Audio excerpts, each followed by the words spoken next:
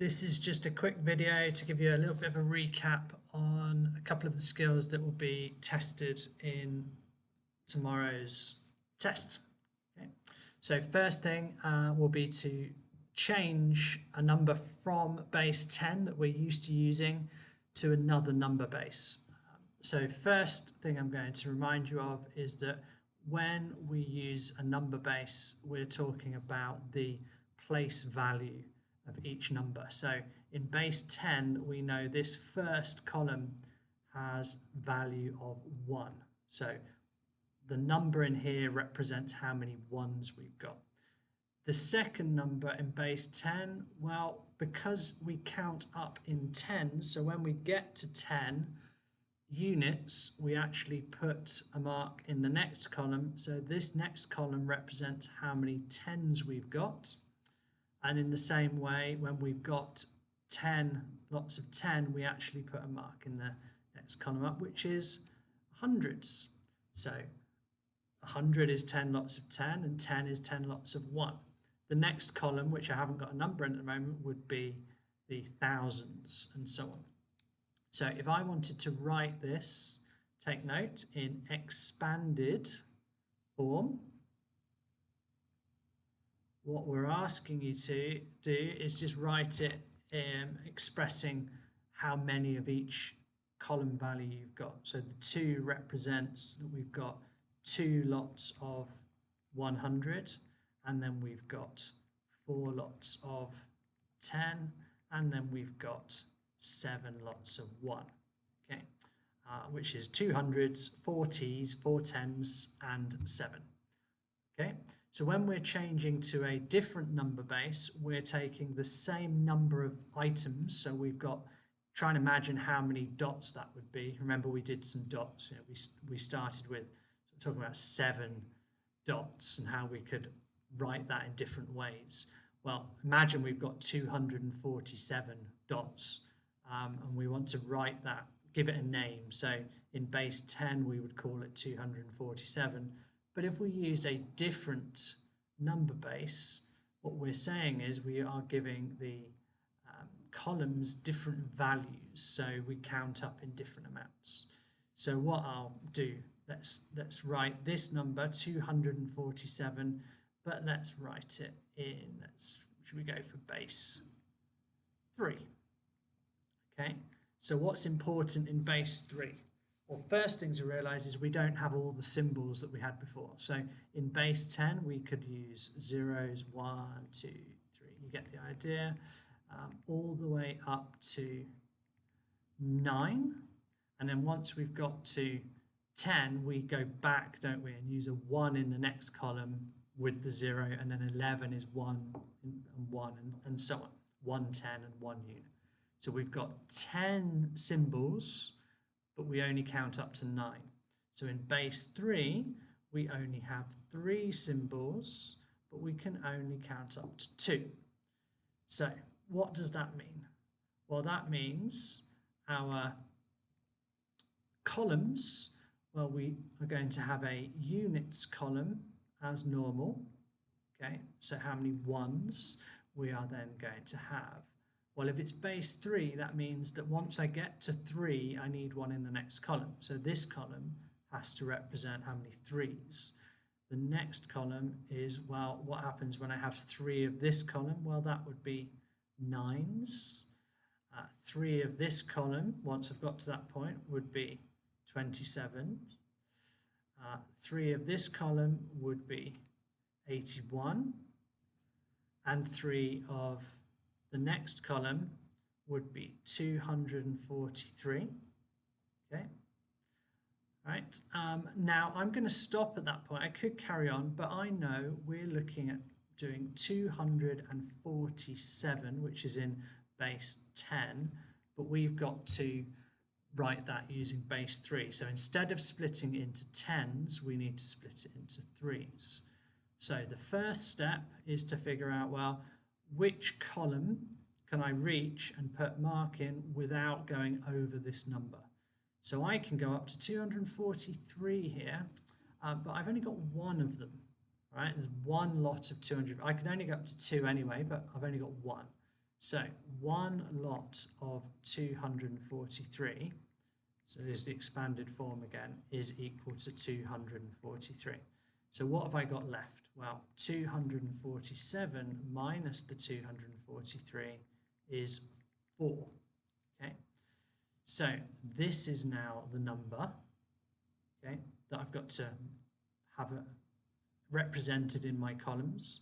So do I have enough for an 81? No, so we leave the column empty, but we've got a symbol for saying none, because otherwise we'd lose that column system that we need for our numbers. So we put a 0 in, no 27s either, 9's also too big, but I can take a 3. So I've got 1 3 in there.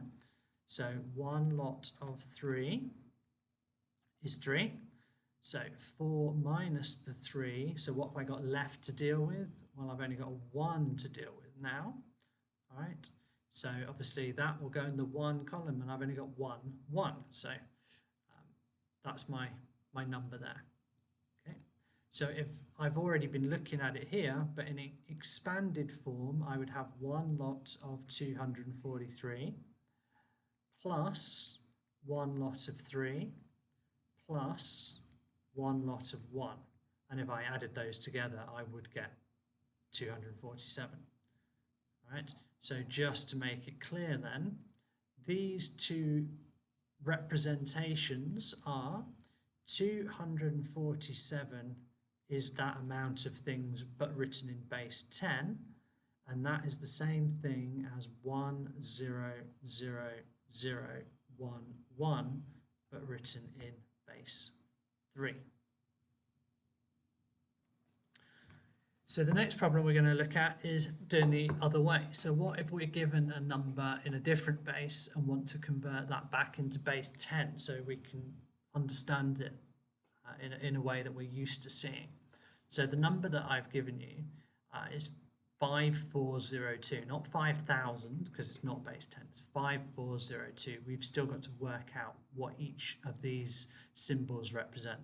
It's base 6, that little 6 as a subscript there, it tells us the base, and we've got to convert it into base 10.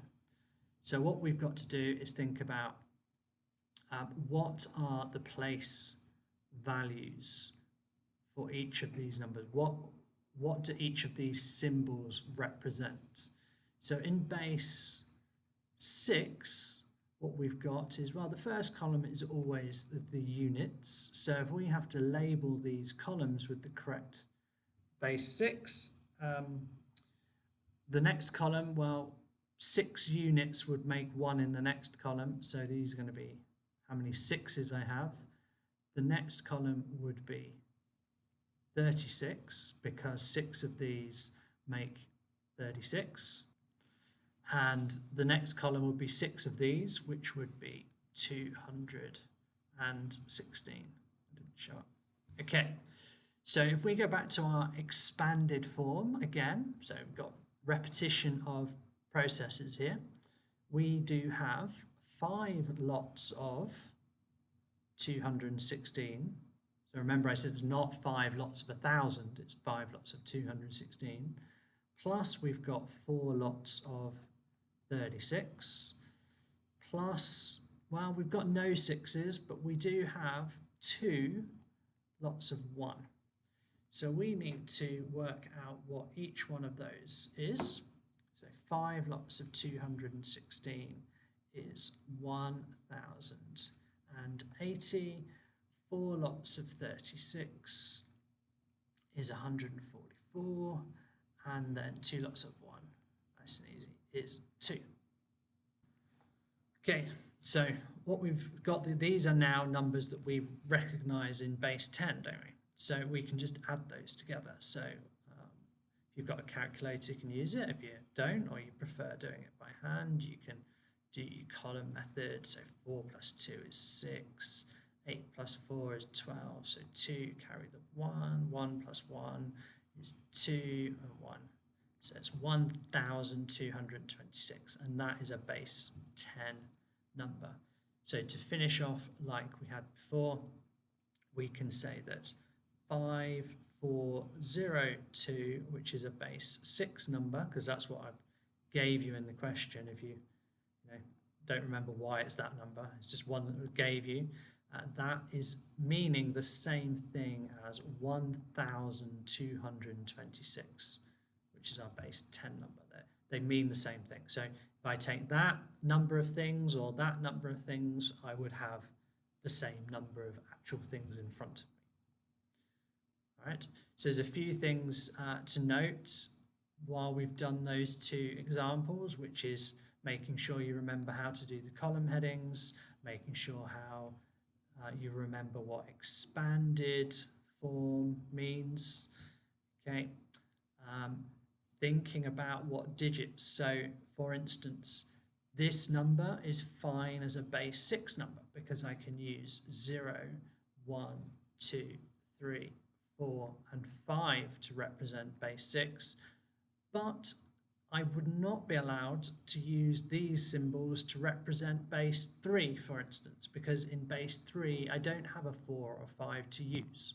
Right, so it wouldn't be possible for this number to represent an amount in base 3 because we don't have the symbols. Okay. We have talked about whether you can add numbers or multiply. Well, if you're at that stage, if you've extended yourself, you've either worked out how to do it keeping it in the bases that they're in, or you've worked out that actually you could just convert it to base 10 first, do your calculation as you remember how to do it, and then convert it back into the base that you've been working in. That's probably the easiest and probably the first step that you would take. I'm not going to talk you through that in this video, purely because that's an extension task that if you've pushed on to, great. If not, I'm not worried about it.